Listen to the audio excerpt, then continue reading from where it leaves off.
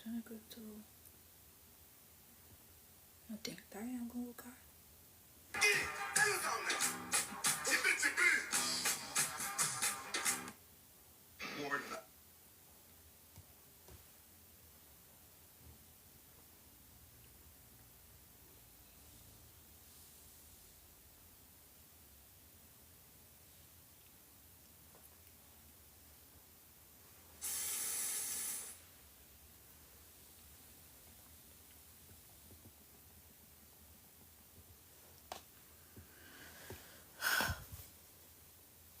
Teleouvintes do canal GFM TV Notícias, muito boa noite. Sejam muito bem-vindos a mais uma emissão do nosso canal aqui na GFM TV Notícias para a segunda edição do quadro A Voz do Ativista.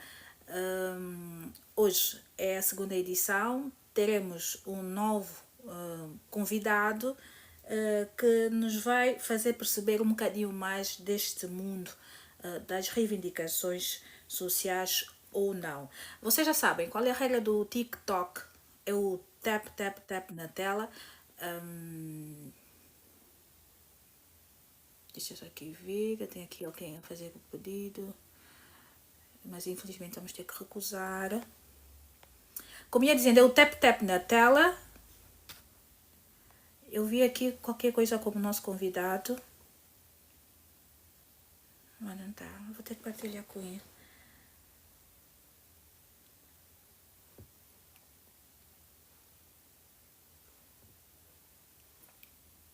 Pronto, como ia dizendo, vamos ter aqui um convidado que vai nos fazer perceber, mas como ia dizendo, era o Tap Tap na tela, muitas partilhas para que os nossos amigos, os nossos teleouvintes venham ter conosco, venham participar nessa viagem, que vai ser, acredito, bastante interessante. E o nosso convidado de hoje é o Isidro Fortunato, é panafricanista e também ativista, tem defendido muitas causas sobre o continente africano e em particular também de Angola. Mas tudo isso, quem nos vai dizer será ele mesmo, o nosso convidado. Eu não sei se eu por acaso já partilhei aqui o nosso programa com ele. E eu nem sei qual é o...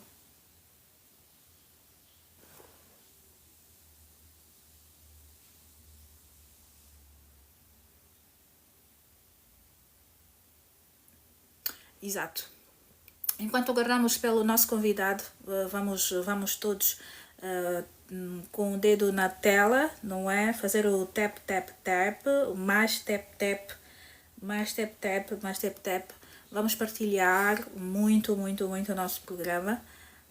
E também já andamos a pensar no nosso próximo convidado daqui do quadro A Voz do Ativista. Eu estou assim com um bocadinho de mais filtro. Não deu tempo de fazer muitas coisas aqui a nível de produção, mas pronto, está tudo ok.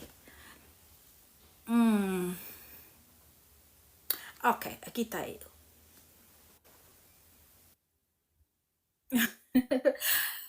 Mas um bocadinho eu pensei que fosse o próprio Ibrahim que fez o pedido.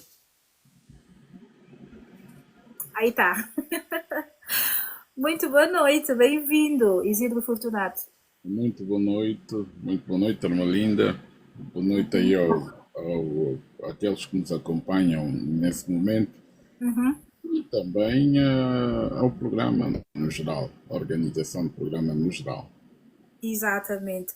A voz do ativista, o nosso objetivo é dar voz a quem não tem, não é?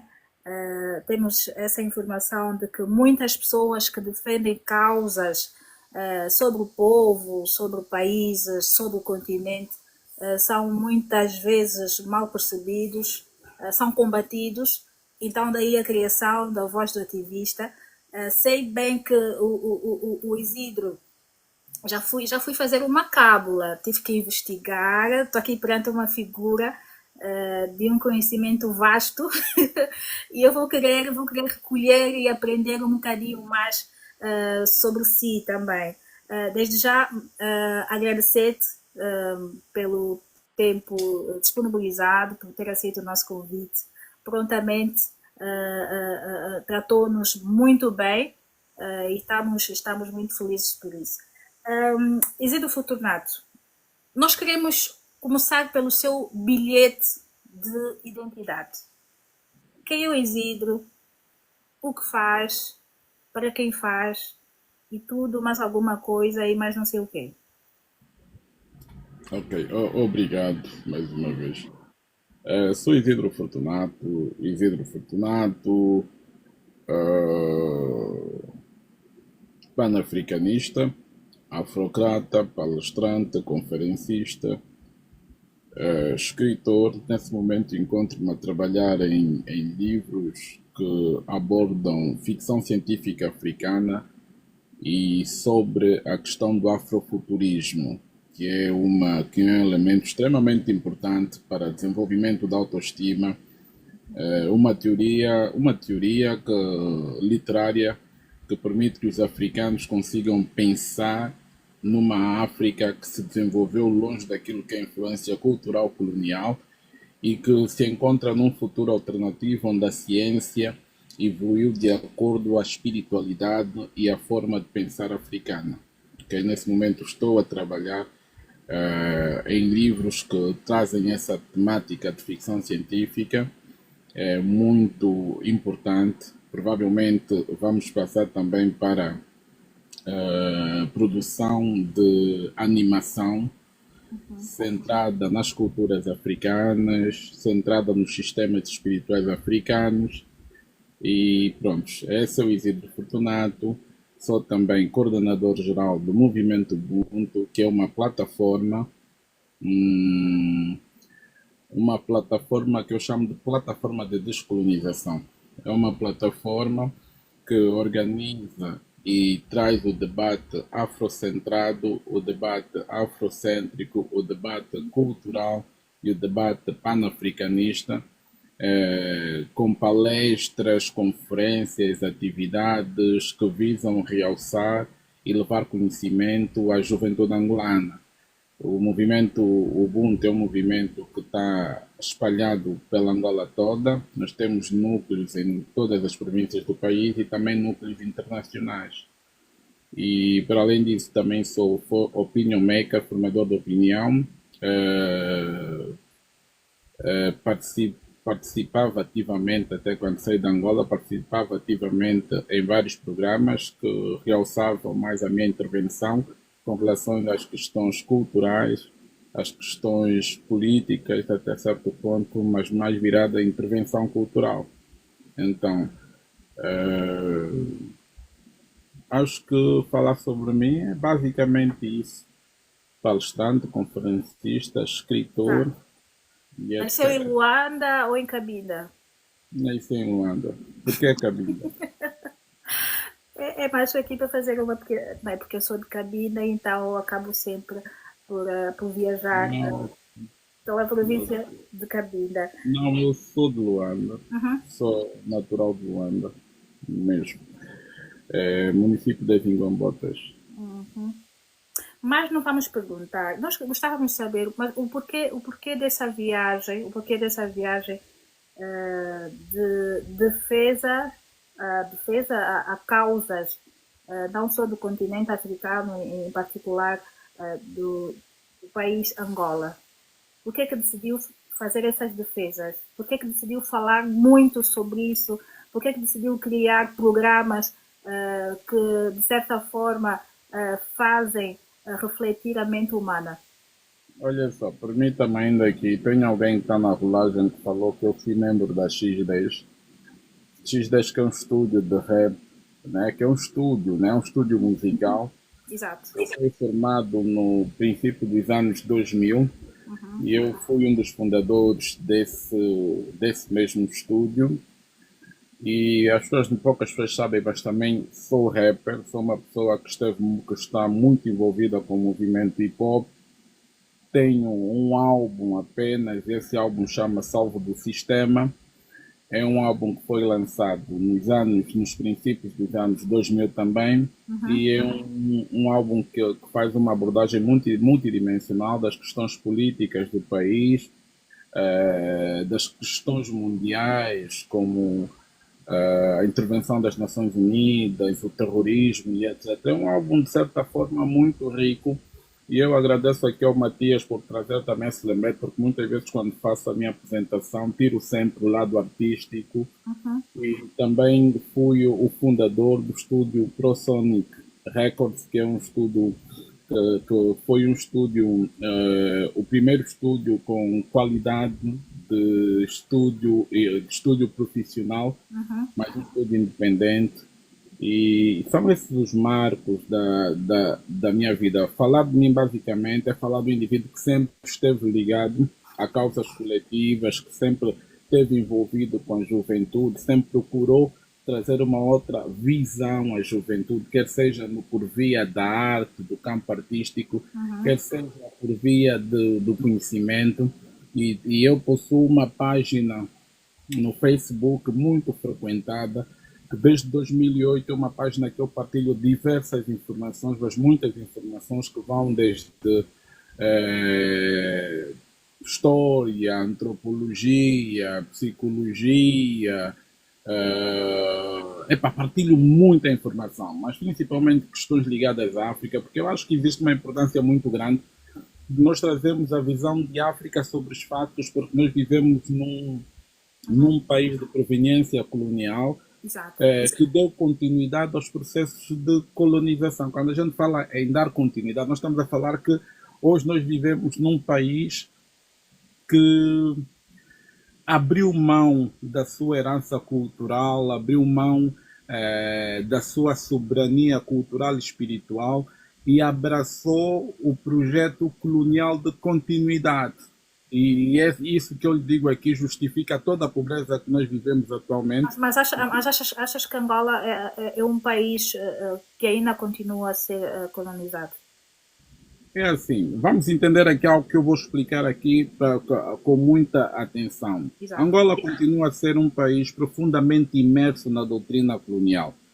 Por quê? Porque as independências que aconteceram um bocadinho por toda a África, nos meados dos anos 60, com o surgimento de movimentos independentistas e etc., que lutavam contra as forças coloniais, a independência ela surge como uma invenção geopolítica. Exato. Está a entender? As independências elas não foram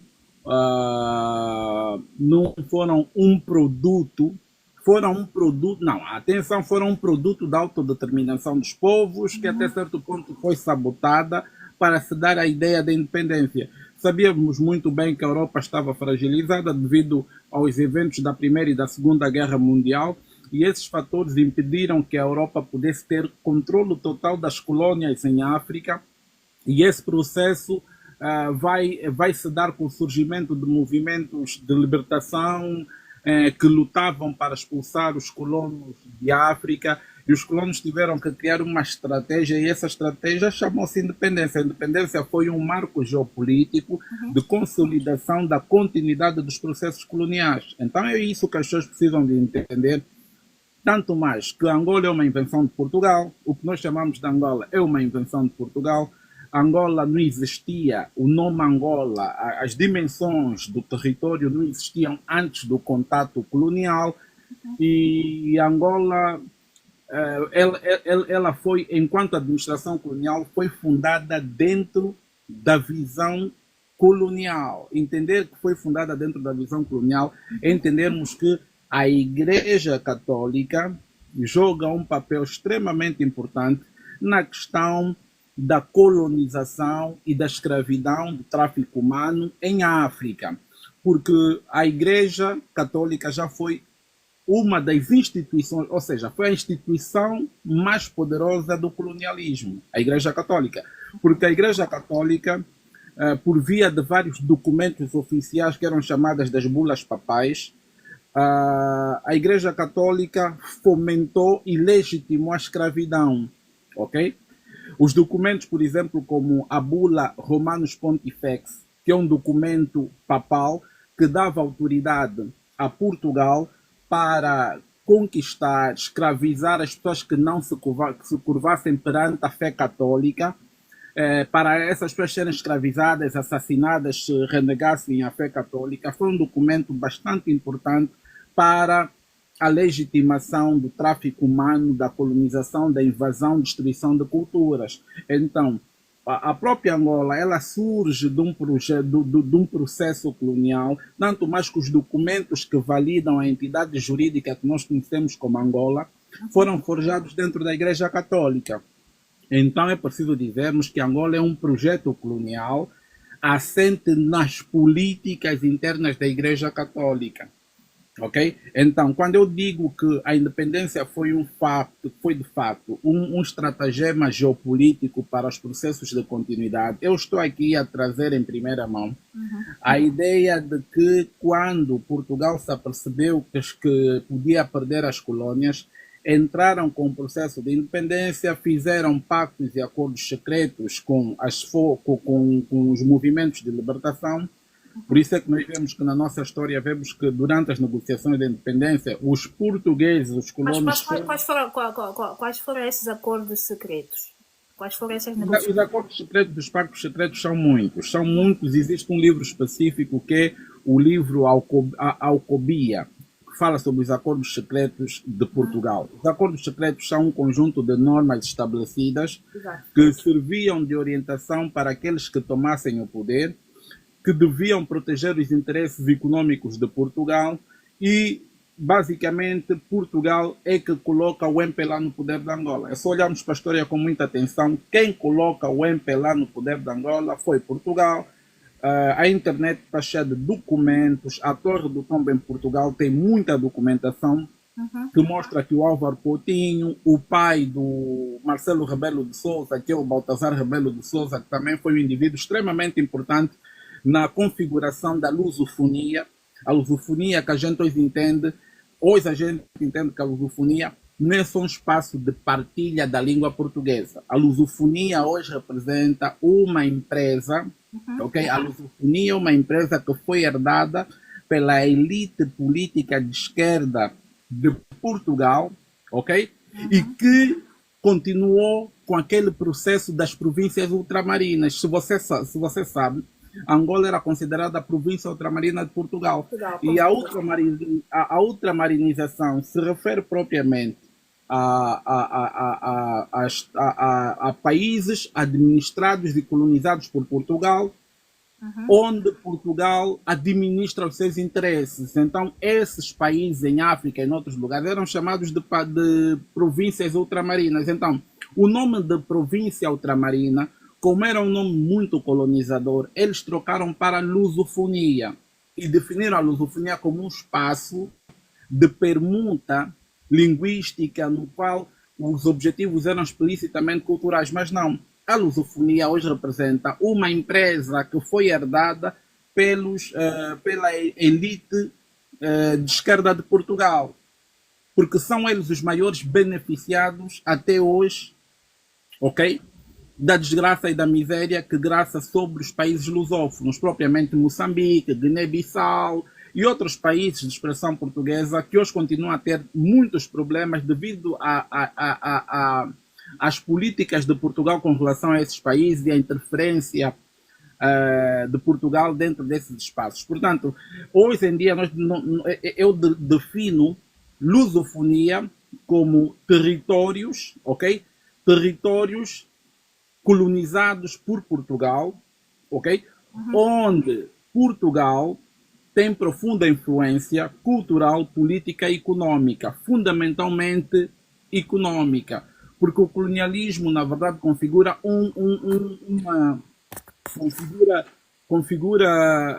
configura uma estratégia econômica, porque se nós olharmos bem para Angola, ok?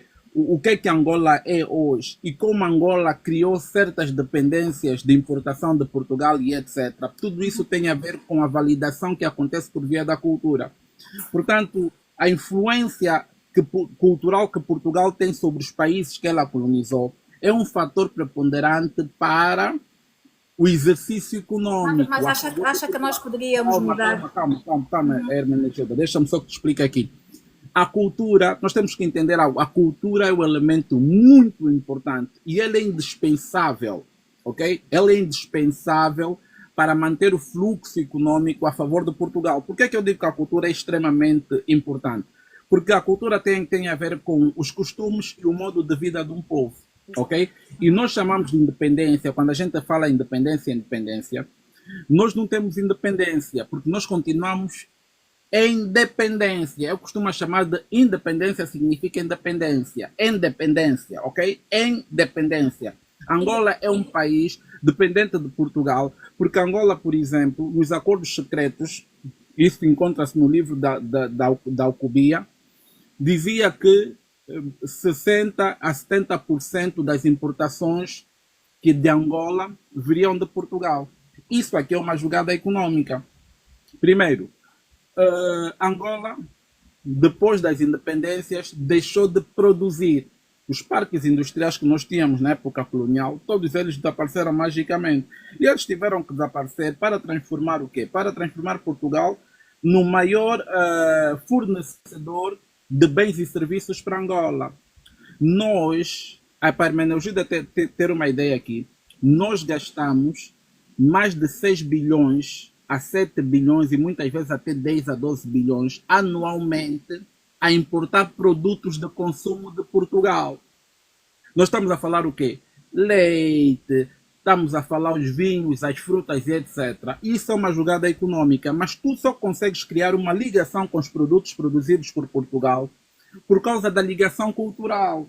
Porque se a cultura é um modo de vida, significa que quando tu estás dentro de uma ideia de cultura, você herda todas as necessidades que são produzidas naquela cultura. Significa que se o português de manhã come o pão com fiambre e mortadela, o angolano também vai comer o pão, fiambre e a mortadela. E se você não produz o pão, fiambre e a mortadela, isso tem que vir de Portugal.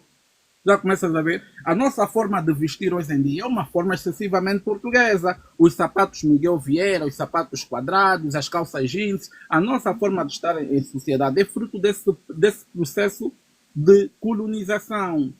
Então, enquanto nós mantivermos a cultura colonial como elemento da afirmação social, nós vamos continuar dependentes de Portugal. Nós vamos continuar a ser... Como é que acha que nós podemos mudar esse quadro? Olha, esse quadro se muda com coragem. Esse quadro não é um quadro fácil de mudar. Esse quadro precisa de líderes ousados, precisa de coragem e precisa de líderes menos alienados. E em Angola vai ser muito difícil nós mudarmos esse quadro por causa das lideranças, principalmente por causa do MPLA, que está há 50 anos no poder. E aqui começa mais a nossa discussão política. O MPLA não produz. O MPLA tem vetado a produção. O presidente, por exemplo, nós vimos agora que foi-se inaugurar a refinaria de Cabinda. A refinaria de Cabinda. Os indivíduos fizeram um verdadeiro desfile de jatos particulares. Angola não produz jatos particulares.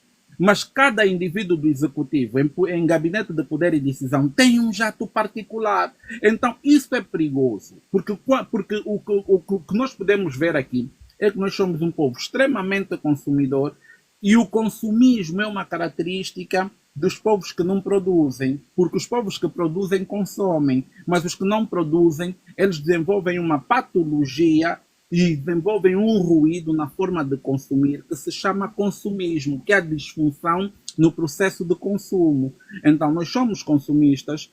A figura do presidente é uma figura que não é nacionalista e não é consensual entre os angolanos.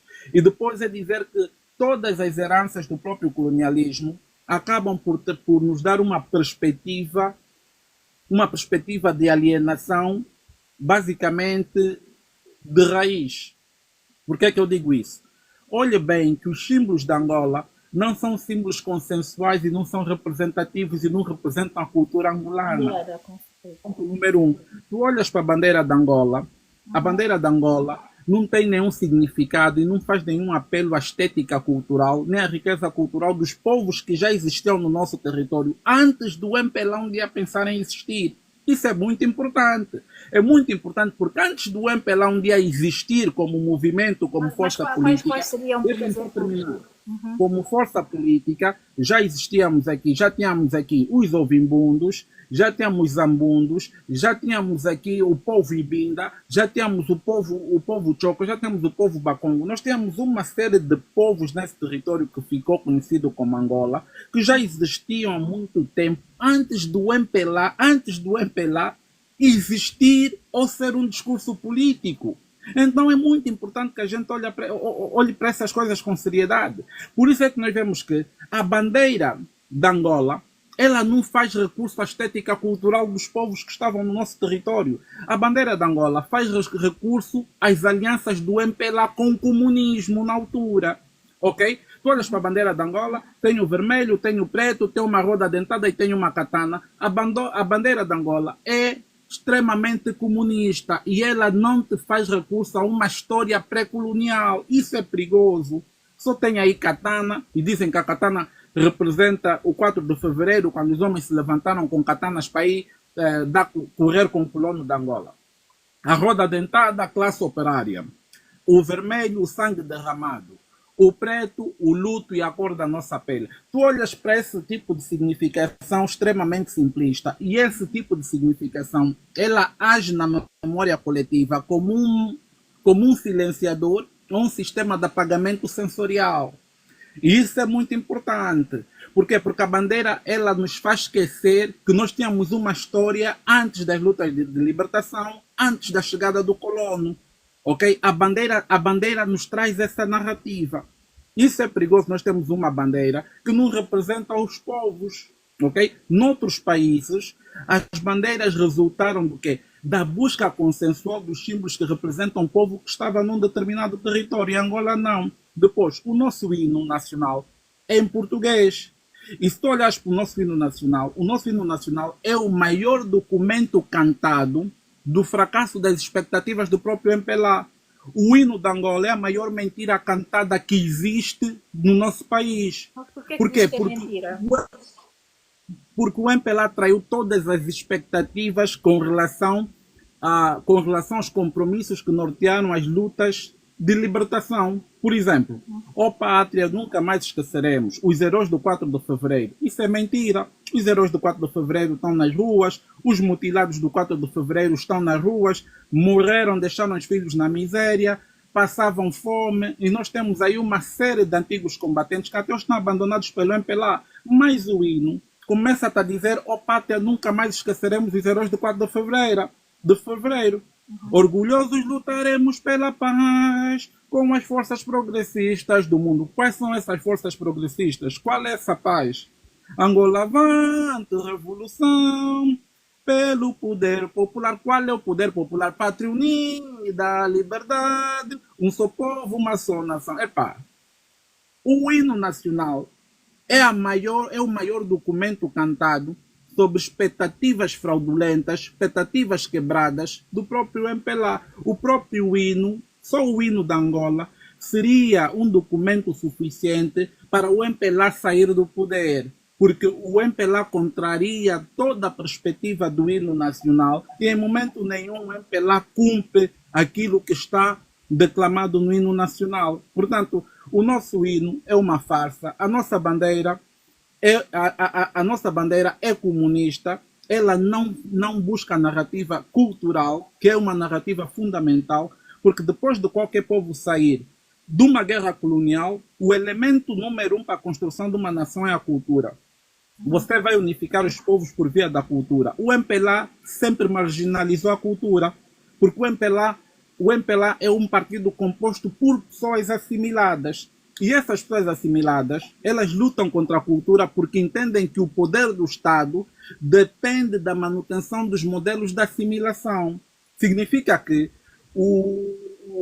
se você coloca a cultura à frente do MPLA, a cultura questiona. A cultura vai perguntar, você, João Lourenço, por exemplo, é presidente por quê? De onde é que você, João Lourenço, saiu? A cultura questiona o teu lugar, a cultura questiona a tua origem. Estás a entender? Questiona as tuas raízes, questiona a tua identidade. E nenhum indivíduo do MPLA vai conseguir responder isso. Então eles entendem que só podem manter Angola e só podem continuar no poder da Angola, ok? Só podem continuar no poder se eles manterem os modelos coloniais que não questionam a origem dos indivíduos que se encontram no poder. Os modelos coloniais só dizem que nós precisamos de assimilar toda Angola, precisamos de continuar a criar escolas que promovam a língua portuguesa, que promovam os currículos que são oferecidos pela Unesco, que são currículos que basicamente excluem a nossa história original, são currículos que fazem uma lavagem cerebral na história universal, ok? Então, esse encontro que nós temos de luta contra a cultura, de luta contra os princípios, de desprezo pela identidade, é a base número 1 da nossa falência. Porque nós não temos orgulho nacional. Nós temos, qual é o orgulho que nós temos? Acha que os angolanos perderam a sua verdadeira identidade? Acha que nós devemos resgatar esses valores culturais? Como? Acha que o angolano perdeu a sua verdadeira identidade? Para começar, é preciso dizer que quando diz que o angolano perdeu a sua verdadeira identidade, eu não acho que o angolano perdeu a sua identidade. A identidade do angolano é essa que nós estamos a viver agora. Essa de falar o português, de achar que quem fala mal o português é atrasado, da forma que nos vestimos. Isso aí é o angolano. O angolano, quando foi projetado, é para ser como eu e a Hermenegilda somos. Esse é o angolano. Agora, quando você tira o angolano desse espaço de imagem e vais tipo olhando para aqueles que estavam aqui antes do MPLA e antes da Angola existir, ok? Como país, como Estado, sei lá como é que é, aqueles é que são os angolanos, porque aquela imagem está fora do contexto colonial. Nós somos angolanos, falamos português, temos orgulho de falar bem o português, vestimos como portugueses, comemos como os portugueses. Muitos de nós têm nojo de comer, por exemplo, quiranza, ok? A jolonze, quiranza, que são as nossas comidas, porque é preciso entender também que a colonização ela foi multidimensional. Há também o processo da colonização do estômago. Hoje nós temos nojo de comer o nosso catato. Eu, para não chamar quiranza ou mopane, vou chamar de catato.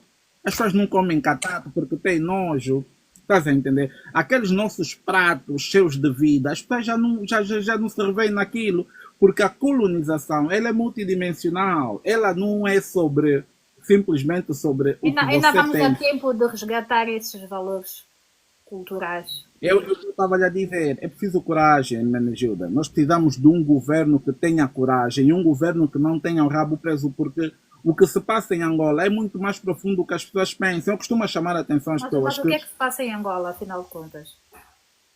Há um encerramento espiritual. Há um aterramento espiritual em Angola muito forte. Em Angola operam fraternidades secretas, maçonaria e etc. Nós temos lojas maçônicas em Angola e há um aterramento espiritual muito forte. O povo angolano não é esse povo que é porque simplesmente é assim, é só a colonização, não. Há um trabalho espiritual que foi feito pela Igreja Católica que é muito forte. A Igreja Católica fez um trabalho espiritual muito forte. Ok? Nós temos fraternidades a atuarem no nosso território, sociedades secretas. Se tu olhares, por exemplo, tu vais para o Banco Nacional da Angola e tudo isso foi pensado ao pormenor. As pessoas pensam que essas coisas aconteceram. Não. Os arquitetos da sociedade angolana foram maçons. Os que construíram, os que fizeram as primeiras cidades eram maçons. Por isso é que vais para o Banco Nacional da Angola. Você encontra que a simbologia do Banco Nacional da Angola, a estrutura arquitetônica, é maçônica. Ok? Dentro do banco há um tapete vermelho. Aquele tapete vermelho é ritualístico. Dentro do banco tem uma ala que os mosaicos, né? mosaico, chão preto e branco, preto e branco. Preto e branco tem a ver com o sistema maçônico. E a simbologia toda que tu encontras fora do Banco Nacional de Angola é simbologia maçônica. Mas como é que um país independente mantém a maçonaria, os símbolos maçônicos em funcionamento? Por que que o Palácio da Justiça foi a casa de uma proeminente escravocrata que foi a senhora Ana Joaquina, a dona Ana Joaquina, ok? A dona Ana Joaquina foi uma escravocrata. O Palácio da Justiça foi feito por cima não. O Palácio da Justiça é a casa de uma antiga senhora de escravos, que embaixo daquilo estava cheio de porões da casa, tinha porões, onde os angolanos, os escravizados eram postos aí, enviados para Portugal. Quer dizer, tudo isso é simbólico. Isso aconteceu. Deixa só que eu termine aqui rapidamente. Deixa só que termine aqui. Tudo isso é simbólico. Para nós que estamos aqui na dimensão física, a gente olha e fala, não, o governo aproveitou a casa, a estrutura e etc. Mas na dimensão espiritual, isso é simbólico e tem outro significado. Por isso é que a justiça em Angola é uma das justiças mais corruptas do mundo.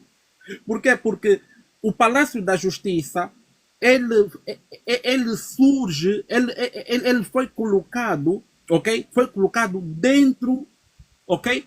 De uma estrutura que já congregava energias de escravidão e corrupção. Então a justiça vai ser corrupta. A nossa moeda é como é e tem os problemas que tem. E tem os problemas que tem por causa dessa simbologia toda maçônica. O parlamento angolano, ele foi construído dentro de um design maçom. Aquela cúpula, aquela coisa. As pessoas não olham para essas coisas porque muitos angolanos, eles não fazem ideia do que isso é. Os angolanos não estudam essas coisas. Então nós achamos que está tudo bem. A Angola conserva, por exemplo, o Museu da Escravatura. E eu vou perguntar, por que que você precisa do Museu da Escravatura? O Museu da Escravatura solidifica a narrativa colonial. E as pessoas não olham para isso. Nós, angolanos, precisávamos de um museu de resistência anticolonial, por exemplo. Mas o que nós temos que o governo de Angola faz questão de manter, ok? É um museu da escravatura, que agora chamam de Museu das Forças Armadas. Quando tu estás a entrar no Museu das Forças Armadas, há um placar de bronze na entrada que mostra o projeto colonial português, que dizem que Angola é deles, chegamos nesse país, chegamos nessa terra, vamos civilizar, vamos escravizar e vamos fazer isso uma nação portuguesa. Quer dizer, nós guardamos tudo isso porque nós queremos manter viva as memórias e a narrativa colonial. Estás a entender? Angola, se nós pararmos para pensar, Angola é uma grande prisão espiritual. E outro ponto, se notarmos bem, o próprio João Lourenço, quando entra no poder, ele parecia que queria combater realmente a corrupção e etc. Inclusive dizia que ele queria ser um reformador, tal e qual o Deng Xiaoping. O Deng Xiaoping quem foi? Foi um grande reformista chinês que é responsável pela China que nós vemos. Essa China moderna desenvolvida é resultado da estratégia econômica levada a cabo pelo Deng Xiaoping, porque ele foi um grande estrategista a nível da economia. Tirou a China de uma China rural para uma China de manufaturação, para uma China extremamente desenvolvida, para uma China que hoje é uma superpotência no mundo depois de 50 anos. E essa parecia que era as ambições do João Lourenço. Mas o João Lourenço, num dos seus discursos, quando ele diz que nós angolanos temos que lutar por nós porque Jesus já morreu e ninguém vai viver de milagres e etc. Automaticamente, quando ele falou isso, esse discurso revelou-lhe. E o que é que aconteceu? Mandaram-lhe chamar no Vaticano. Na altura, o Papa mandou-lhe chamar. Logo que ele falou isso, mandaram-lhe chamar. Quando João Lourenço foi para Roma, quando voltou, já não era a mesma pessoa. Ele chegou e começou já a governar daquela forma até hoje, só a fazer muita porcaria, a promover muita corrupção, a roubar muitos recursos públicos. Ele ficou assim depois que saiu lá de Roma. Não se sabe que rituais é que ele foi lá participar, o que é que fizeram com aquele senhor. Não se sabe se aquele senhor mesmo que anda aí, se é mesmo ele, ou seja qualquer coisa diferente, que se calhar um clone, ou sei lá, não se sabe. Porque nós estamos a falar de estruturas da nova ordem mundial. que têm todo o interesse em manter a África, porque a África, na posição que se encontra, não é só uma presa econômica. Muitos cometem esse erro de pensar que a África é só roubar os recursos e etc. Há algo mais forte que os africanos têm, que é a energia espiritual dos africanos. A principal riqueza que é roubada dos africanos em África não são os diamantes, não é o ouro. É a energia espiritual do povo africano. Porque o povo africano para começar, é um dos povos mais antigos da Terra.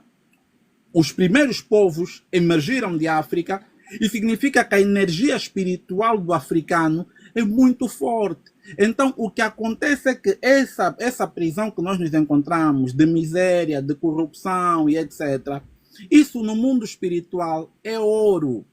É ouro espiritual, é sofrimento que nós estamos a passar por causa desses governos falhados. No mundo espiritual são energias. E a nova ordem mundial, aquilo que nós chamamos de eurocentrismo, não é uma estrutura simplesmente bruta, tecnológica, militar. É uma estrutura, acima de tudo, espiritual. Por isso é que nós estamos onde nós estamos. É o que aconteceu agora na China, não é? Sim. Aconteceu o que é na China propriamente, Hermenegildo? Eu quero entender. Em que o presidente da China posicionou-se como novo líder da nova ordem mundial.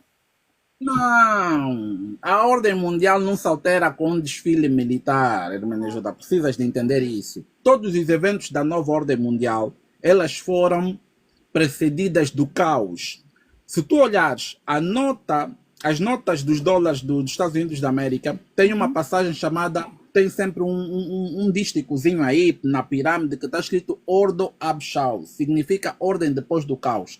O que é que significa? A ordem mundial, ela se altera por via do caos. Se você quer estabelecer uma ordem, você precisa de estabelecer primeiro o caos, para você poder dar legitimidade de uma ordem nova a ressurgir. Exato. O que é que acontece? A Primeira Guerra Mundial, com o assassinato do arquiduque Ferdinando da Áustria, ok? Despoletou a Primeira Guerra Mundial. A Primeira Guerra Mundial serviu para posicionar as 13 famílias que governam hoje o mundo. Os Rothschilds, essas famílias tradicionais que são chamados de Illuminatis e etc. Há muitos nomes para essa gente. Mas essas famílias, elas venderam durante esse tempo. Elas cresceram economicamente por quê? Porque elas criaram bancos, vendiam armas, vendiam não sei o que. Então elas começaram a ganhar muito poder, essas famílias. E elas passaram a atuar como a base silenciosa do próprio eurocentrismo. Criaram estruturas que até hoje governam o mundo. E as pessoas nem dão conta disso. Mas o que é que há? A Segunda Guerra Mundial, quando é que o poder passou para os Estados Unidos? Os Estados Unidos passou a ser visto como uma potência. Porque os Estados Unidos tirou vantagem da Primeira Guerra Mundial e da Segunda Guerra Mundial. Os Estados Unidos ganhou uma grande vantagem na Segunda Guerra Mundial e criou um evento catastrófico que garantiu a legitimidade e a superioridade política e militar, que foi a detonação das bombas atômicas em Hiroshima e Nagasaki. Quando os Estados Unidos, em 1945, vai lançar as bombas em Hiroshima e Nagasaki, ela marcou um passo significativo, ok? Na questão de afirmar-se como um superpoder. E eles ganharam a capacidade de quê? De policiar o mundo. E o outro ponto interessante é que os Estados Unidos lucrou muito com a Primeira Guerra Mundial e lucrou muito com a Segunda Guerra Mundial. Os Estados Unidos não teve nenhum ataque direto no seu solo, tirando Pearl Harbor, que foi o ataque que os japoneses fizeram no porto de Pearl Harbor. Os Estados Unidos não sofreu nenhuma destruição. Portanto, os Estados Unidos, ele gerou muito dinheiro e se tornou uma grande potência. Por quê? Porque ele esteve por detrás do Plano Marshall para a reconstrução da Europa, que foi destruída durante a Segunda Guerra Mundial. Os Estados Unidos esteve na reconstrução do Japão, ok? Os Estados Unidos, o Deng Xiaoping, quando ascende o poder na China, também foi beber dos próprios americanos. Pouca gente fala sobre isso, mas o Deng Xiaoping, que hoje a China é um dos maiores adversários a nível de potência dos Estados Unidos, mas o próprio Deng Xiaoping foi beber muito dos Estados Unidos da América para criar um modelo de economia, porque o Deng Xiaoping entendeu que o modelo comunista fechado estava ultrapassado e ele faria que o comunismo colapsasse sobre si mesmo. Então, o que é que o Deng Xiaoping fez? Ele criou o capitalismo de Estado, porque o modelo que nós encontramos na China é um capitalismo de Estado, porque a China escraviza os seus indivíduos, como tem uma grande população, escraviza os seus próprios cidadãos na indústria de manufatura e etc. E se tornaram um dos espaços de manufatura mais bem-sucedidos do mundo. Tudo que nós vemos hoje nas nossas mesas, dos nossos eletrodomésticos, vem da China. Porque a China é uma central de manufaturação. É agora que a Índia também está a seguir o caminho, o Vietnã e a Singapura também estão a seguir o mesmo caminho, estão a ser bem-sucedidos, mas a China ainda continua a ser uma das grandes manufatureiras do mundo todo. Então, o que eu quero dizer aqui é o seguinte: o Deng Xiaoping, ele criou essa abertura porque ele entendeu, ao contrário da União Soviética, da Coreia, que durante muito tempo foram países que tiveram um grande desenvolvimento, inclusive em tecnologias, indústria militar e etc., mas permaneceram fechados. A China decidiu abrir-se ao mercado livre, estás a ver? Ao livre mercado, essas estruturas e tal, e adaptou-se bem. Hoje nós temos a China que é. Então, o que eu te quero dizer aqui, meu mano, é que a ordem mundial, ela precisa de um evento massivo. Ok?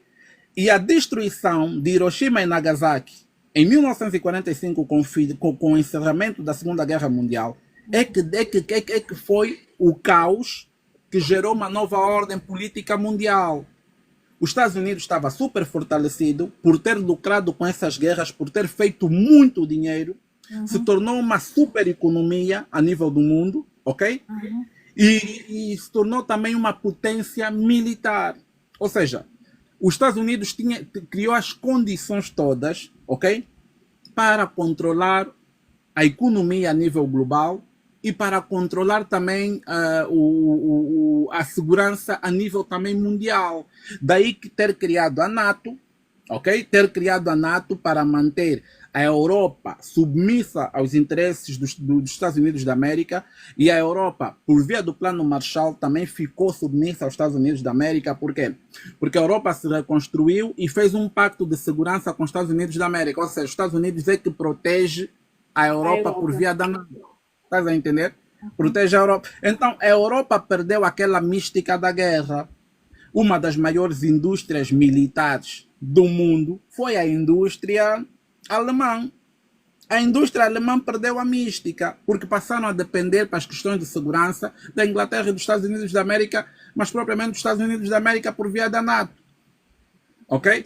Então, depois nós temos o quê? Os Estados Unidos com essa ascensão também foi importante para definir as políticas de Bretton Woods. Bretton Woods, que são um conjunto de instituições também, que fizeram um trabalho extremamente profícuo com a criação das Nações Unidas, e as Nações Unidas são basicamente instituições supranacionais que em África já ensaiam um governo mundial. Porque a África é controlada por essas instituições. Primeiro, o FMI criou essas políticas para a África baseadas no endividamento. A maior parte dos países africanos estão totalmente endividados. Angola, na época do João Lourenço, a dívida da Angola disparou porque o João Lourenço é uma pessoa que não sabe governar, só sabe pedir dinheiro. O João Lourenço é uma pessoa extremamente... Mas não sabe governar como? Não sabe governar. Eu quando digo que não sabe governar é o seguinte, toda a gente sabe, e os líderes africanos parece que não têm essa ciência. O país não se desenvolve com empréstimos. O país, a primeira força de desenvolvimento de um país e de uma nação é apostar nos quadros, é apostar no povo, os seus quadros, o seu capital humano é que precisa de ser desenvolvido, porque quando tu entendes a necessidade de desenvolvimento atrelado à participação de todos, você entende que o mais importante é a capacitação do indivíduo, porque o indivíduo é o teu indivíduo. Você, para capacitar o indivíduo, precisas de educar uma sociedade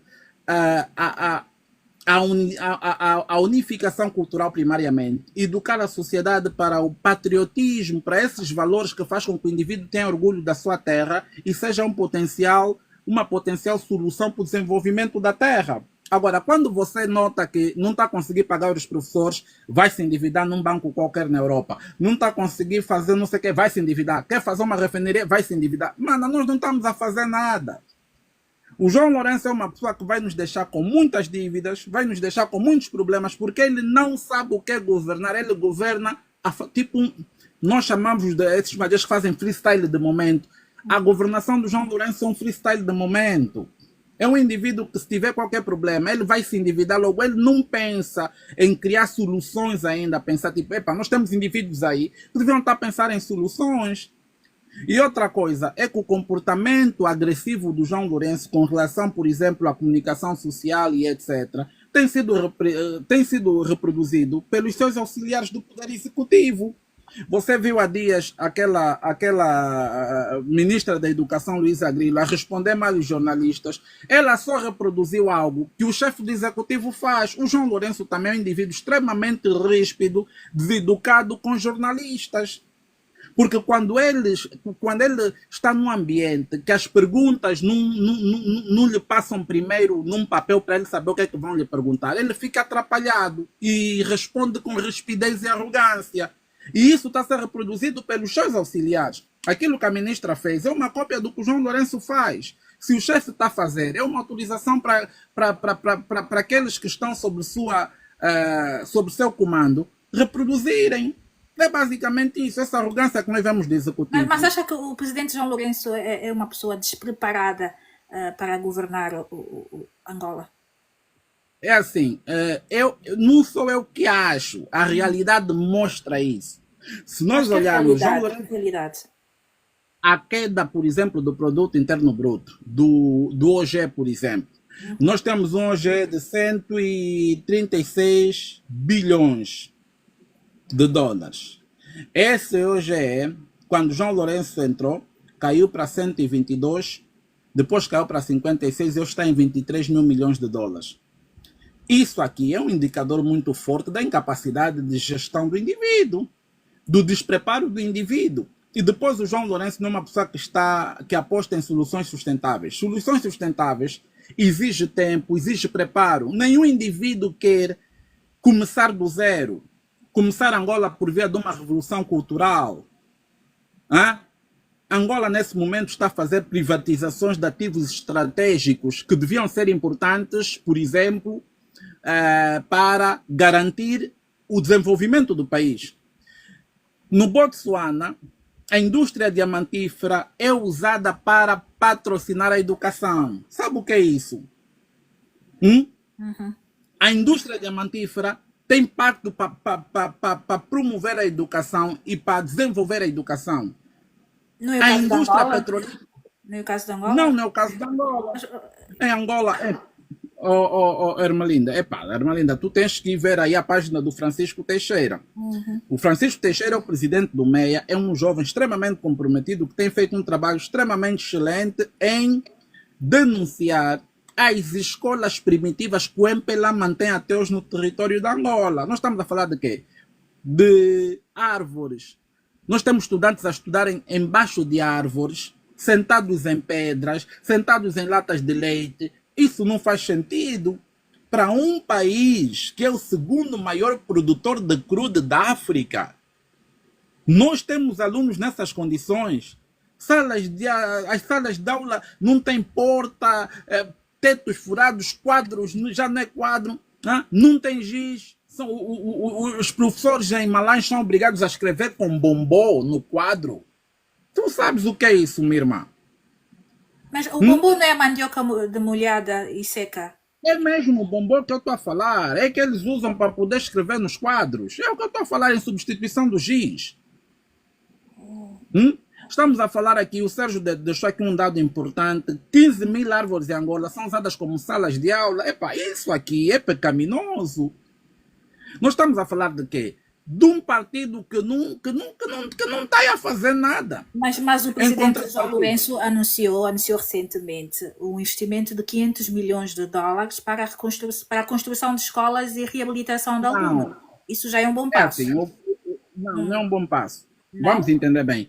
O problema não é só simplesmente a construção de salas de aula. Vamos parar com isso. É assim, há diferença entre sala de aulas e escola. A escola é um ambiente mais complexo, mais completo, com um ecossistema próprio, onde a educação flui, ok? Uma escola prepara o indivíduo. Uma salas de aulas, fazem parte do programa de escolarização colonial. O colono fazia escolas para os centros metropolitanos para garantir a educação dos assimilados. E nas zonas fora de Luanda, fora da grande metrópole que é Luanda, eles faziam salas de aulas. As salas de aulas eram um programa para acelerar a escolarização, que é, você sabe que tu corrompes uma cultura primeiro pela língua. Quanto mais angolanos estiverem a falar português, mais corrompidos eles estão com o próprio sistema e mais comprometidos e envolvidos estão com o próprio sistema. Então, é justamente isso. O MPLA-Teus promove o programa de escolarização, porque eles fazem salas de aulas, não fazem escolas. Escola é diferente de sala de aulas. E outra coisa, o João Lourenço, quando disse que está a fazer 500 escolas, ele só está a falar que está a dar 500 milhões de dólares ao Matapalo, porque quem vai fazer essas escolas é o Matapalo. E o Matapalo é uma empresa ligada aos interesses do João Lourenço. É uma empresa que dizem segundo que é mesmo do João Lourenço. Quer dizer, o dinheiro Mas vai é vir... negócio do presidente. É negócio do presidente e um Estado não desenvolve quando os interesses da classe executiva, ok? Lesam os interesses nacionais. Não há desenvolvimento nessas circunstâncias, minha irmã. Por quê? Porque porque o Estado não pode fazer negócios consigo mesmo. E nós temos um problema, é que os políticos de Angola são os maiores empresários do país. Isso também é um problema. Por exemplo, a ministra da Educação, ela é empresária na área da educação. Como é que isso é possível? Nós estamos a falar de uma senhora que o que ela tem feito enquanto ministra da Educação é falir o ensino público para fomentar o ensino privado, que é a sua área de negócio. Estás a ver? O mesmo para a saúde. As pessoas que estão nos altos gabinetes do Ministério da Saúde são as pessoas que... Só um minuto, posso ligar aqui algo rápido. O meu carregador, senão o nosso telefone desliga-se. É o meu caso também. Renovamos votos de muito boa noite para quem está aí do outro lado. O nosso muito obrigada pela vossa presença. Estamos aqui hoje em conversa com Isidro Fortunato, panafricanista e ativista também. Estamos aqui numa conversa muito interessante sobre a África, Angola em particular. Peço que continuem aí até o final da nossa viagem. O Tep na telinha, partilhas, para que mais pessoas venham viajar connosco. Isidro, como é que avalia o setor da educação em Angola? Eu queria só rapidamente mandar aqui um abraço ao meu primo, o Milton Milk. Mandar um abraço a ele, um abraço a Gentleman também. E a outros manos como o Adail Felipe, que também está aqui, outros manos que nos acompanham. Muito obrigado pela vossa presença aqui. E mando já desde já um abraço forte. Estamos juntos. Podemos continuar, minha mana, faz favor. Como é que avalia o setor da educação em Angola? Não, o setor da educação em Angola é um setor extremamente precário, ok? Quem quer saber da educação precisa de consultar o Francisco Teixeira, presidente do MEIA, que é um indivíduo que tem passado muitas informações e tem feito um trabalho extremamente extensivo sobre a questão da educação em Angola. E ele tem denunciado muitas irregularidades e eu posso dizer que nós temos um sistema de educação a pau a pique, ok? E eu não diria até que é um sistema de educação, um sistema mesmo de escolarização, porque a educação ela tem a ver com cultura. A educação tem a ver com cultura, e se nós não encontramos a nossa cultura dentro do processo de educação, então isso não é educação. Nós temos um sistema de colonização, porque aquilo que nos é ensinado dentro das escolas são os espaços que semeiam e cimentam a perspectiva colonial da própria realidade que a gente vive. Por que eu digo isso? Porque nas escolas é onde você aprende a tua inferioridade. Então, você hoje em dia vai para as escolas que os colonos deixaram, os currículos que eles deixaram. Os currículos que eles deixaram, eles tinham como programa principal, ok, dilatar, ok, a perspectiva colonial. Então você chega hoje, nos livros abre, nos livros de história vão te falar que os nossos ancestrais eram escravos. E a história da África não começa na escravidão de forma nenhuma. A história da África é a história do mundo. Mas você aprende na escola que a tua história começa na escravidão. E quando você abre as páginas para ver, você não encontra nenhum contributo dos teus ancestrais. Tudo quem fez é o branco, o primeiro carro é branco, o da medicina é o Hipócrates, que foi grego, o Platão é o pai da filosofia, o não sei que é pai da álgebra, tudo foram os brancos que fizeram. E esse tipo de sistema de pensamento que é criado dentro da nossa sociedade é uma das bases fundamentais para o fracasso, ok?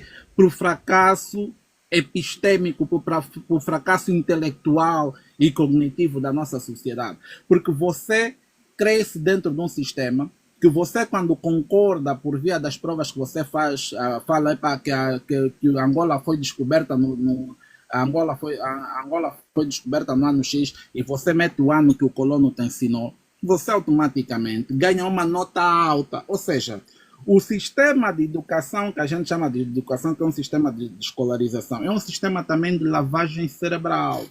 Porque quanto mais você concorda com as mentiras coloniais, mais você é visto como uma pessoa inteligente, porque você é gratificado com títulos e com notas altas. Então você vai se destacando como um indivíduo que pensa que é mais inteligente, enquanto que você não é inteligente coisa nenhuma.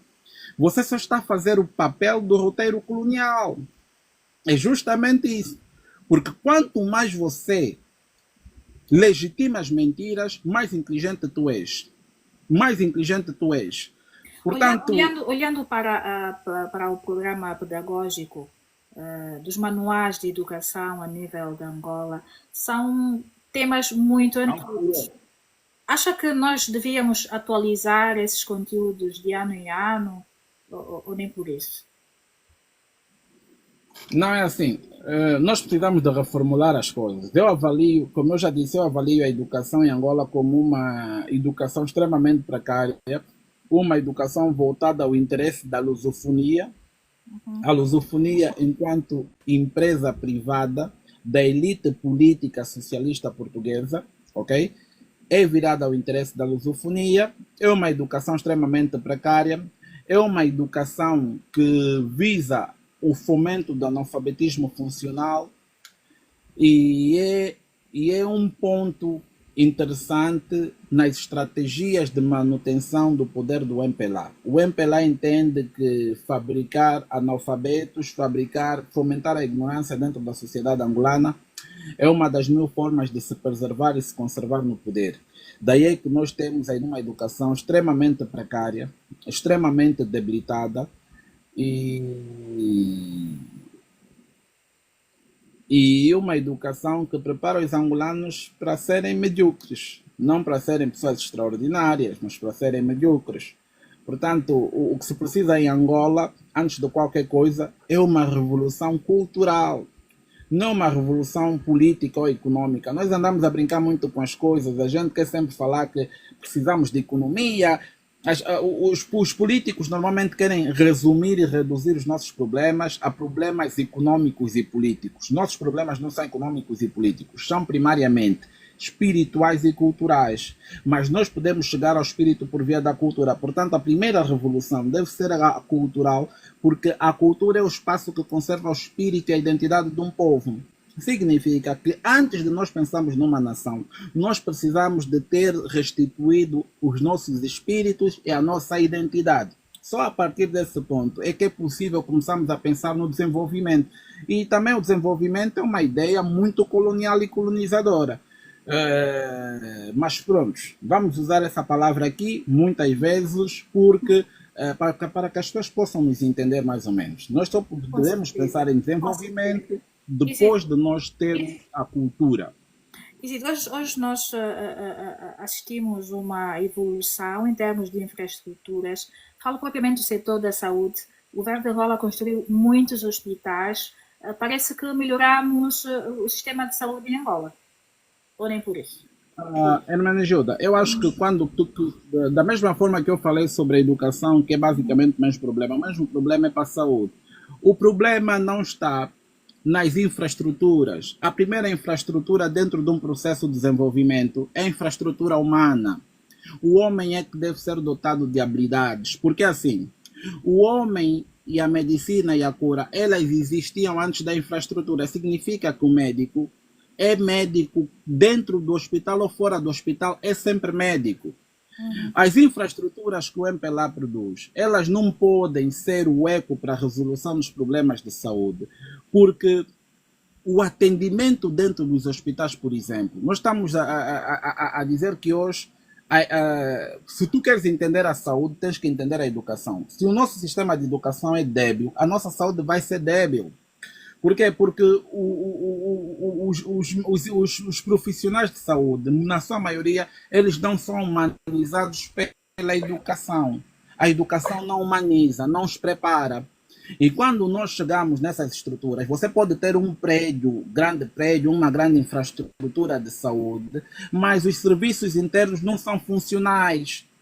Os médicos não respeitam a vida humana, é o que nós assistimos. Eu já estive em vários hospitais em Angola, que os médicos não respeitam a vida humana. Eu estou a falar de jovens que saíram traumatizadas das salas de parto porque a médica está-lhe a bater e está a dizer quando foste abrir as pernas no homem, foi rápido, agora queres vir nascer aqui, estás aqui a gritar, chapadas nas pernas porque abre bem as pernas. Epa, essa violência obstétrica, essa violência que existe dentro do sistema de saúde, essa mesma violência que se reproduz no sistema de educação, mostra claramente que o problema não é a infraestrutura, o problema são os nossos profissionais e como eles estão a ser projetados para o mercado de trabalho. Se você não aposta no profissional, você não pode esperar grandes resultados, porque você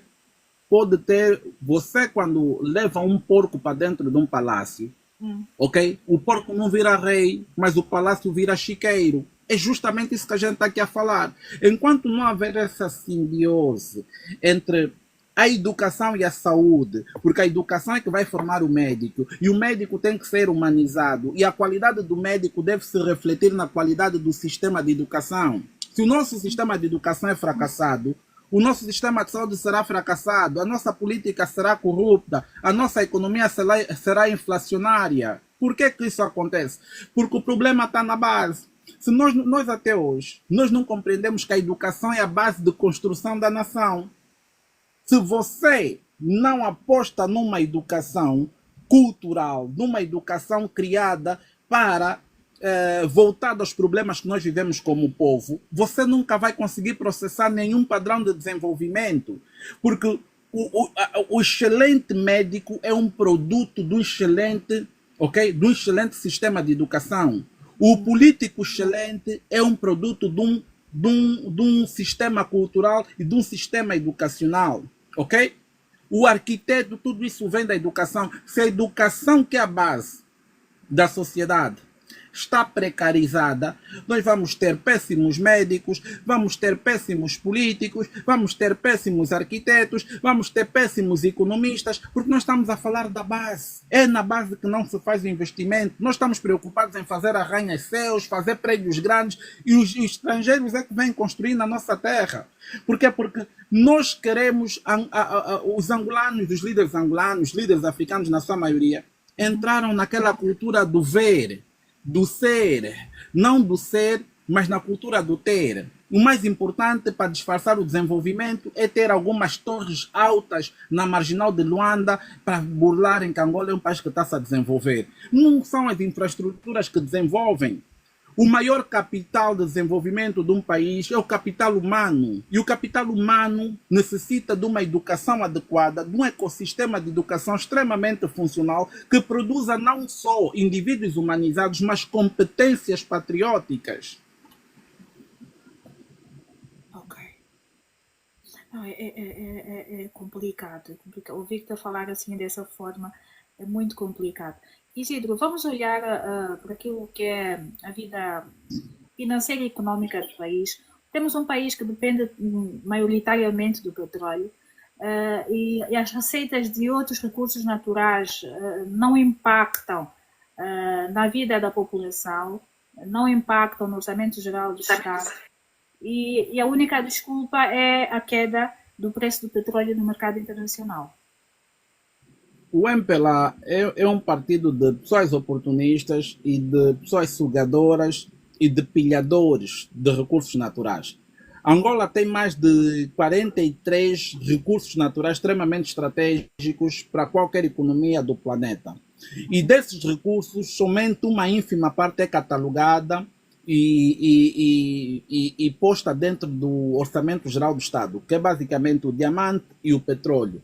Nós temos ferro, temos gesso, temos mármore, temos bauxite, temos madeira, nós temos uma série de recursos, nós inclusive temos várias pedras preciosas, temos rubis, amestícias, nós temos uma série de pedras preciosas aos pontapés dentro da nossa circunscrição geográfica, temos alumínio, temos zinco, temos mercúrio, nós temos muito mais do que aquilo que o MPLA até hoje mostra. E agora a pergunta é, quem tem feito a extração desses recursos? Para onde é que vão esses recursos? Nós vemos indivíduos do MPLA que estão brutalmente ricos, mas ricos no verdadeiro sentido. Por quê? Porque existem em Angola vários outros produtos que estão a ser extraídos da Angola, mas não estão catalogados dentro daquilo que é o Orçamento Geral do Estado.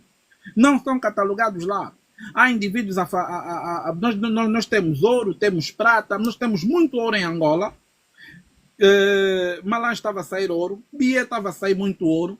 Nós temos muitos recursos em Angola, mas o problema está justamente aí. O governo da Angola, durante muito tempo, deixou de catalogar para poder criar interesses privados. Nós temos muitos estrangeiros a fazerem, ok? A fazerem extração, a meterem minas em Angola e etc. E outro ponto também que é muito interessante é a estratégia das minas. Essa ideia de zonas minadas, que não passa daqui é zona minada. Minha irmã, nem tudo em Angola é zona minada. Muitas áreas estão aí com sinais de minas, etc. Porque são zonas de extração de recursos. Se você entra dentro daqueles espaços, você vai encontrar russos, franceses, você vai encontrar chineses, você vai encontrar todo tipo de povo a extrair os nossos recursos internamente, estão a nos extrair, mas isso já é há muito tempo que eles estão a fazer esse trabalho. Nós, inclusive, nós temos terras raras. Hoje em dia, quando se fala de desenvolvimento tecnológico, as terras raras não podem ser postas de fora dessa equação. Nós temos terras raras em grande quantidade. Os chineses já vêm a levar terras raras de Angola há muito tempo. A maior indústria de refinação de terras raras para a produção de baterias, e as baterias são extremamente importantes para a indústria aeroespacial, para carros elétricos e etc., estão na China. A China já tira terras raras de Angola há muito tempo. Nós não estamos a falar dessas coisas porque são negócios privados de indivíduos ligados ao MPLA. Nós temos níquel, temos lítio, temos uma série aí de recursos que não estão catalogados. Por quê? Porque são negócios privados de indivíduos ligados ao MPLA.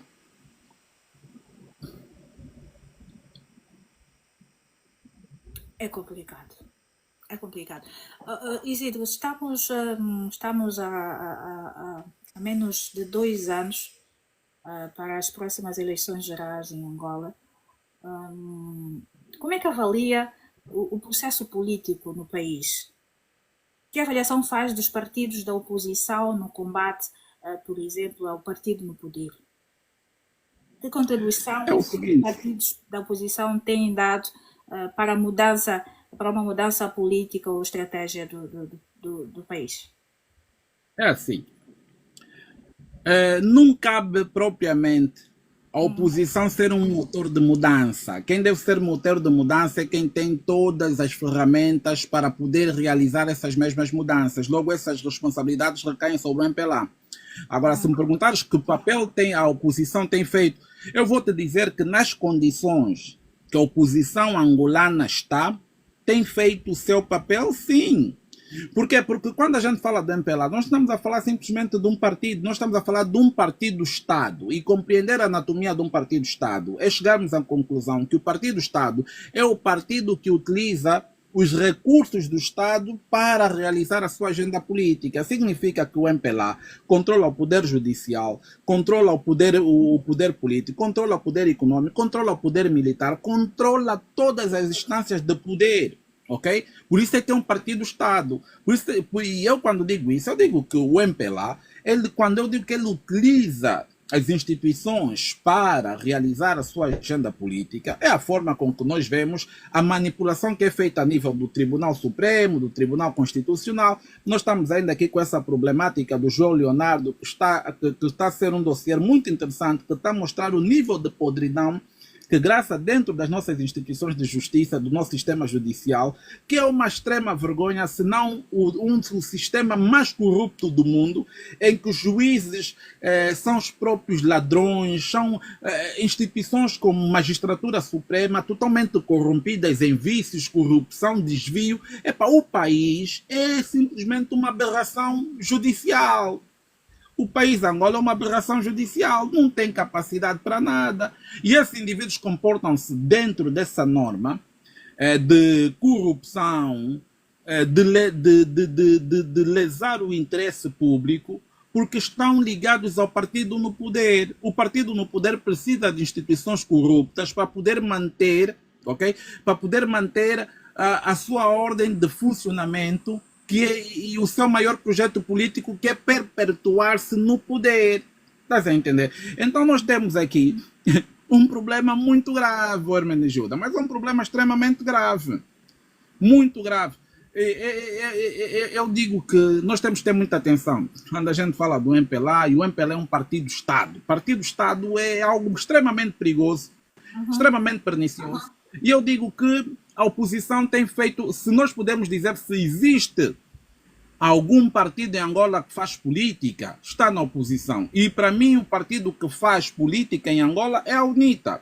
Porque aquilo que a UNITA faz é o jogo democrático que se faz dentro de um espaço onde o Estado, onde o Estado é independente.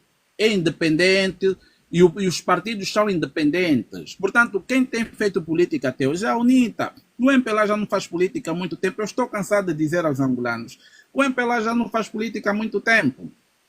O MPLA, desde que tem as muletas do Estado à sua disposição, ele utiliza as muletas para financiar o seu jogo político. O MPLA utiliza a comunicação social, Utiliza a comunicação social para deturpar a realidade política de Angola. O MPLA utiliza a comunicação social para desinformar e para projetar aquilo que nós chamamos de terrorismo de informação. Basicamente é isso que o MPLA faz. Com a questão do sistema de justiça, o MPLA criou a justiça mais corrupta do planeta Terra, porque é uma justiça desavergonhada, deslavada, é uma justiça que prejudica os pobres para facilitar os ricos. Então isso é de certa forma, terrível. Se não apareceres aí, para mim fica complicado continuarmos. Não, pode continuar. Eu estou aqui a resolver alguns problemas técnicos daqui do nosso estúdio. Problemas técnicos, eu vou ficar mesmo em silêncio. Estou com a câmera aberta, a tua câmera tem que estar aberta. Exatamente. Pedimos desculpas aí aos nossos teleouvintes. Não tem problema. Vamos aguardar um bocadinho. Tem de ser, porque senão é complicado. Eu só preciso trocar a câmera.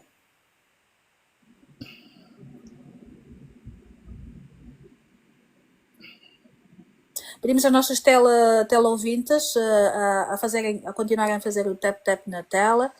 Obrigada desde já pelos comentários, pelas partilhas, pela vossa presença, e agradecer uma vez mais aqui a presença do Isidro, que está aqui conosco a dar-nos uma aula magna sobre aquilo que é Angola e não só. Eu vou pedir mesmo ao Isidro um pouquinho de paciência. Eu vou ter que trocar de aparelho porque estou a ficar sem bateria.